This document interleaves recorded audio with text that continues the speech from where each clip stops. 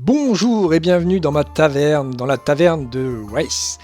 Pourquoi taverne de Race? Tout simplement parce que Race est le monde où est Flesh and Blood, le nouveau TCG qui arrive en Europe, et notamment en France. Qu'est-ce que Flesh and Blood? Flesh and Blood, c'est un nouveau TCG, comme vous pouvez voir, là on est sur la page officielle du site, le nouveau TCG classique, le nouveau TCG qui va se placer parmi les grands TCG, qui a pour but en tout cas, et qui a un très franc succès au niveau de la Nouvelle-Zélande, parce que le jeu a été créé en Nouvelle-Zélande et aussi aux États-Unis. Donc cette vidéo, c'est pour vous expliquer grosso modo qu'est-ce que Flesh and Blood, hein. On va pas rentrer dans les détails des règles, etc. On en parlera un peu plus tard, dans une prochaine vidéo. Là, c'est plutôt une présentation pour vous montrer un petit peu qu'est-ce que Flesh and Blood, la qualité du jeu, etc. et qu'est-ce qu'il apporte comparé au TCG actuel. Donc Flesh and Blood, pour situer un petit peu, il a 1 an maintenant, il arrive le 6 novembre avec sa première extension Welcome to Race, suivi très rapidement par sa deuxième extension qui est Arcane Rising, et la troisième qui est Crucible War. Donc nous on va avoir tout quasiment d'un coup en fait au mois de novembre, hein. Donc la première extension, donc Welcome to Race, arrive le 6 novembre, suivi, si je vous dis pas de bêtises, le 20 novembre avec Arcane Rising, et le 27 Crucible War. Et entre deux, donc je crois que c'est aux alentours du 20 également, les starter decks. Donc il y a des starter decks pour apprendre à jouer à Flesh and Blood. Donc Flesh and Blood, je vous arrête tout de suite, n'est pas en version française. Donc voilà, si vous n'aimez pas les jeux en anglais, vous pouvez arrêter et retourner à vos activités. Si vous êtes quand même intéressé, ou si vous êtes intéressé par un jeu en anglais, il n'y a aucun souci. Bon, personnellement, je comprends très bien l'anglais, donc il n'y a aucun problème pour moi à jouer à Flesh and Blood. Par contre, pour ceux qui sont un peu réticents, je tiens quand même à préciser que Flesh and Blood est plutôt simple d'accès. Il y a pas mal de choses qui vous permettent de comprendre très rapidement les cartes, même si vous ne comprenez pas l'anglais. Il y a très peu de mots-clés, les mots sont plutôt classiques, il y a vraiment très peu de choses que même vous, si vous ne comprenez pas l'anglais, ne pouvez pas comprendre. Une fois que vous l'avez intégré, le mot restera dans votre tête, il n'y aura aucun problème. Et comme je dis très souvent, si vous voulez apprendre l'anglais et que vous trouvez ennuyeux d'apprendre une langue, rien de tel qu'un jeu, que ce soit un jeu vidéo, un jeu de société, pour apprendre l'anglais. Voilà, donc petite parenthèse par rapport à ça. Donc Flesh and Blood, voilà, il a 1 an, il a eu 7 ans de développement avant d'arriver en Nouvelle-Zélande. Au niveau de la communauté, elle est déjà très présente. Au niveau du studio, qui est Legend Story Studios, je n'ai jamais eu de studio aussi réactif et si proche des joueurs. Parce que le studio a été créé par des joueurs de TCG, déjà d'une part, donc c'est des gens qui ont une très bonne culture des TCG, et j'ai pu avoir contact avec eux très facilement. J'ai jamais eu ça, hein. J'ai supporté pas mal de jeux de société, et je n'ai jamais eu de retour aussi rapide et aussi enthousiaste de la part d'un studio, et pourtant ça fait 1 an qu'ils sont là. Donc franchement, j'étais abasourdi. Donc Flesh and Blood, pour le jeu de société, qu'est-ce que c'est exactement le TCG Flesh and Blood? Donc Flesh and Blood est un TCG où en gros vous allez avoir votre héros, chacun des joueurs, en fait 2 joueurs minimum, vous allez avoir votre héros, donc votre avatar, qui a différentes classes, il y a différentes classes, un peu comme les RPG si vous voulez, et vous allez avoir votre héros, vos armes, votre équipement et votre deck, et avec tout ça vous allez vous maraver la gueule pour descendre les points de vie à 0 de votre adversaire et ainsi gagner la partie. Donc le jeu est très bien fait, en 6 minutes vous pouvez apprendre les règles de base du jeu de société, comme vous pouvez voir là. En 9 minutes de lecture, vous avez le Quick Start Rules qui est très complet si vous voulez pas vous plonger tout de suite dans le manuel de règles pour aller plus loin dans les règles, qui comprend 50 pages hein, quand même. Mais bon, 50 pages, ça va très très vite, hein, vous inquiétez pas, je vous rassure. Donc le Quick Start Rules vous permet d'apprendre le jeu, ses règles, vraiment très très clairement, il n'y a vraiment aucun souci là-dessus. Et après, vous avez sur le site officiel donc une autre page, Ways to Play, donc les différentes fonctions de jeu. Donc, comme vous pouvez voir sur le site, vous avez Find Your Local Store, donc les différents magasins qui proposent Flesh and Blood. En France, il n'y en a qu'un actuellement, c'est Ludiworld qui propose Flesh and Blood. Donc je vous invite à aller sur son site. Normalement, je vais vous afficher là le lien de son site web et vous allez pouvoir acheter Flesh and Blood chez lui. Et donc, comme je vous ai dit, vous avez plusieurs héros disponibles. Vous avez plusieurs classes de jeu et les decks vont être construits en fonction de ces classes et chaque classe a des capacités bien spécifiques et un type de jeu bien précis. Pour vous résumer brièvement, vous avez Renar, Regless Rampage, qui est une brute, donc de classe brute, qui va être un deck vraiment qui va donner des grosses tatanes tout en bloquant un petit peu le jeu de votre adversaire. Ensuite vous avez Bravo Showstopper, qui est un gardien. Les gardiens, eux, ont des capacités plutôt typées grosse attaque également, mais vraiment très gros. Vraiment, ils vont faire une attaque par tour et vous allez vraiment frapper très très fort. Ensuite, vous avez Katsu the Wanderer, qui est un ninja, qui eux, les ninjas, ont une capacité de typer combo, qui vont avoir des cartes qui vont se comboter entre elles et vont faire plein de petits dégâts, mais au final, arriver à une très grosse somme de dégâts. Ensuite, vous avez Dorinthea, je sais pas, Iron Song, qui est une guerrière, donc warrior, qui eux, les guerriers, eux, vont plus avoir des capacités pendant les phases de combat et pas en dehors. Voilà, leur jeu va être plutôt typé au niveau de leurs armes, vraiment au niveau de leurs armes, ils vont jouer beaucoup avec leurs armes, qui vont pouvoir attaquer plusieurs fois avec leurs armes, comparé aux autres classes qui vont attaquer qu'une seule fois avec leurs armes. Ensuite, vous avez Kano Drakai of Ether, donc c'est un magicien, donc wizard, qui eux vont être plutôt typés, on va dire le jeu bleu, le jeu contrôle, le jeu bleu des Magic, s'il y a des joueurs de Magic qui regardent cette vidéo, où il va y avoir beaucoup de cartes instantanées qui vont pouvoir être jouées durant le tour adverse. Ensuite nous avons Dash Inventor Extraordinaire, donc qui est une mécanologue, qui est plutôt typé steampunk, qui vont utiliser des outils, des équipements, etc. et qui vont avoir une capacité de boost qui vont pouvoir accélérer en fait leur jeu. Ensuite vous avez Azalea Ace in the Hole, qui est une ranger, donc une archère si vous préférez, qui vont jouer beaucoup avec l'arsenal, qui est une fonction dans le jeu. Donc beaucoup à base de dégâts au niveau de l'arsenal. Et enfin nous avons Viserai Runeblood, qui est un arcaniste, voilà, qui va pouvoir faire des dégâts indirects et utiliser sa magie pour se booster lui-même durant la partie.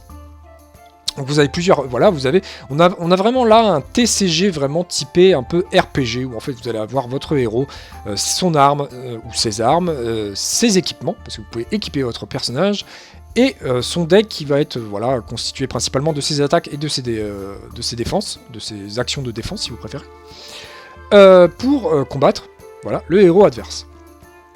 Donc bien entendu vous avez la communauté connectée, si vous pouvez voir sur le site web, des différentes communautés de Flesh and Blood, et les différentes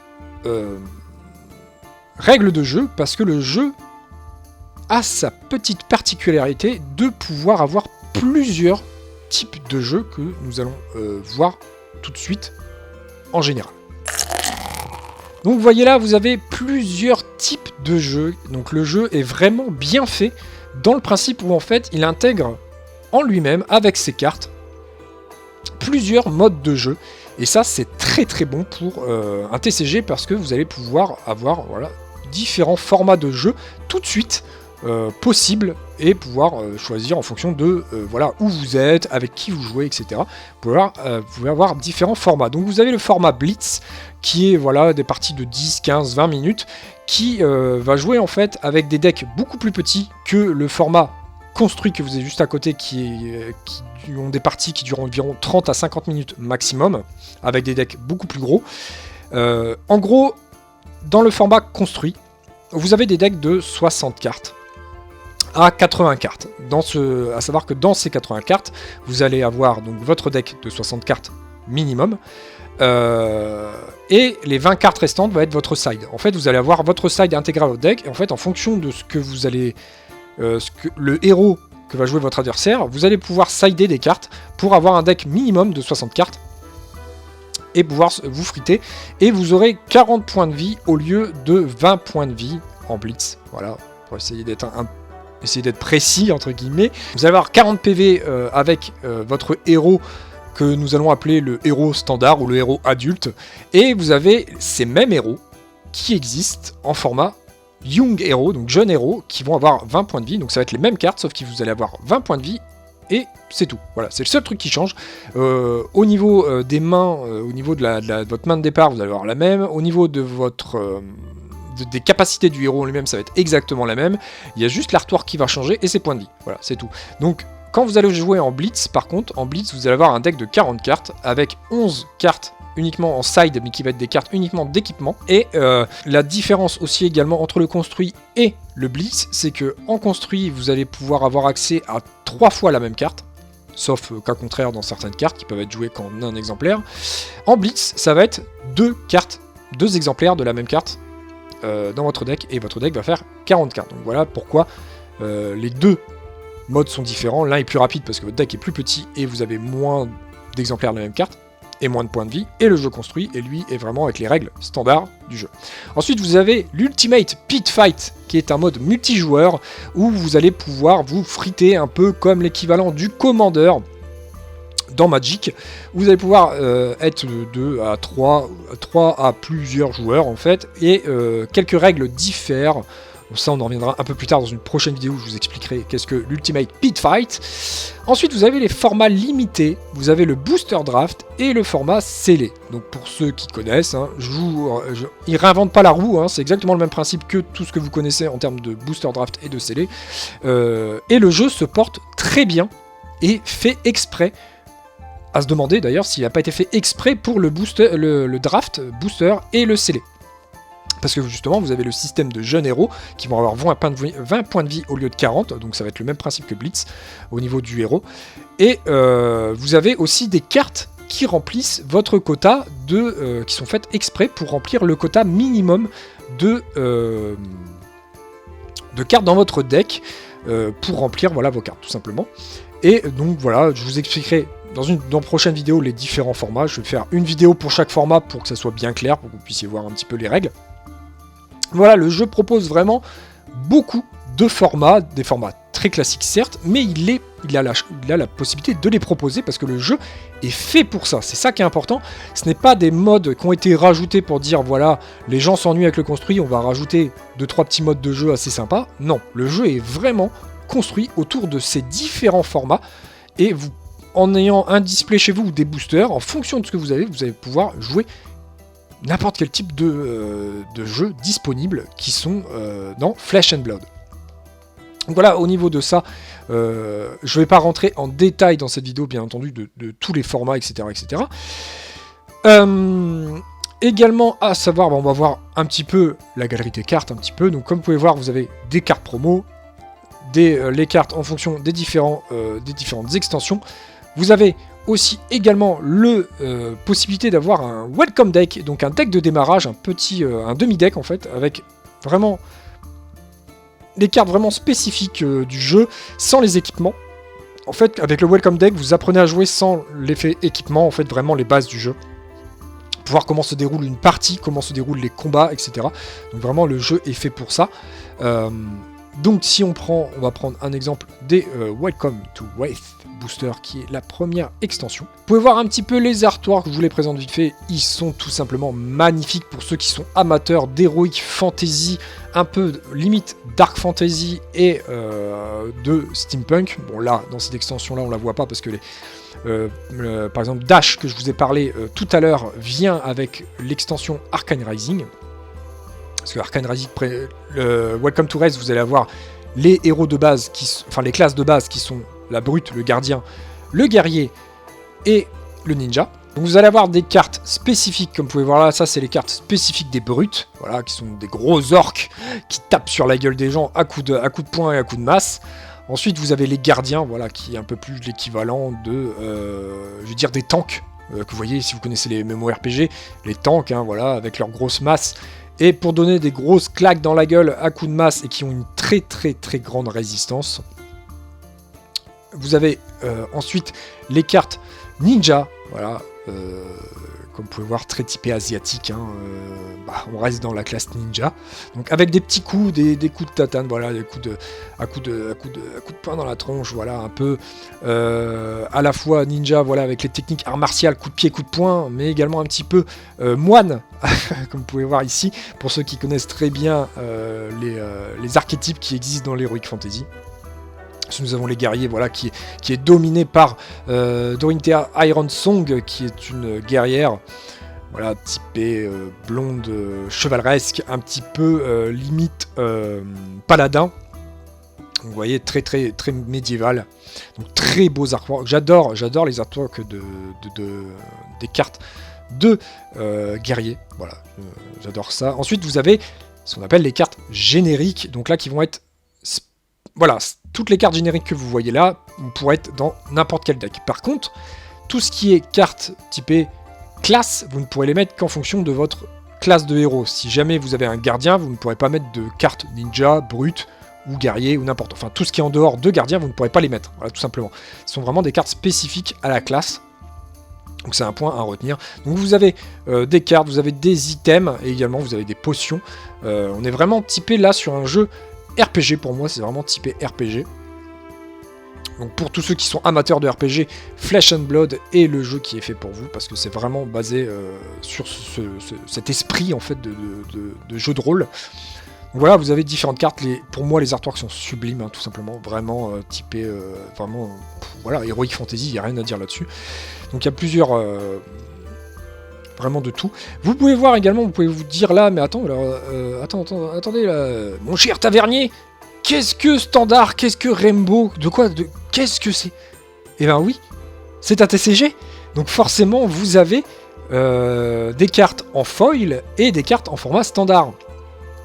Donc vous aurez la possibilité de dropper, pour rester dans le terme RPG, dans vos boosters. Vous pourrez avoir des cartes à l'effet Rainbow, donc l'effet un peu voilà, arc-en-ciel, voilà, brillant, et les cartes en format standard. Donc vous pouvez voir plusieurs cartes, voilà, en standard, Rainbow, etc.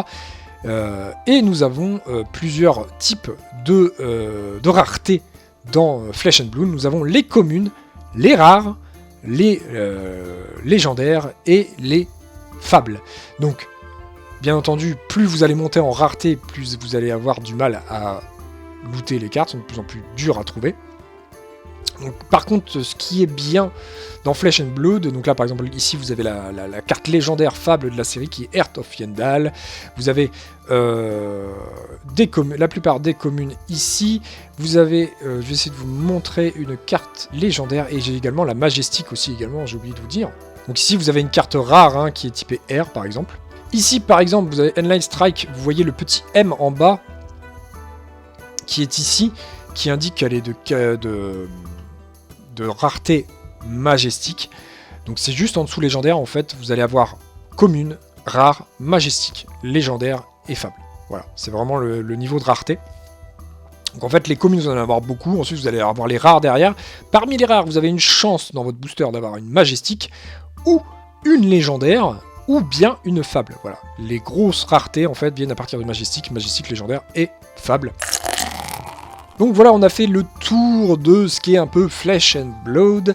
Si ça vous intéresse, si le jeu vous intéresse, n'hésitez pas à vous abonner à cette chaîne, dans cette taverne. N'hésitez pas à vous abonner pour revenir boire une pinte chez moi.